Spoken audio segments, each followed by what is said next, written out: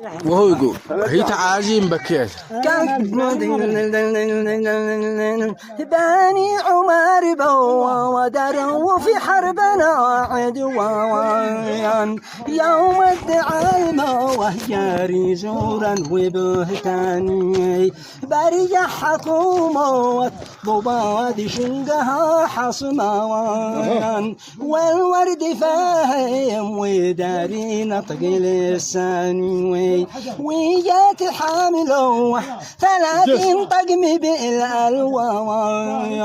شرطه وعملوا وقوين يده واللواء الثاني مدرعات ذوي مواقعهم جبال ذودوان والفضل للروايد احمد ذي صبر وهتان يا بن الخراشوي وياوب بلغ الرعيوان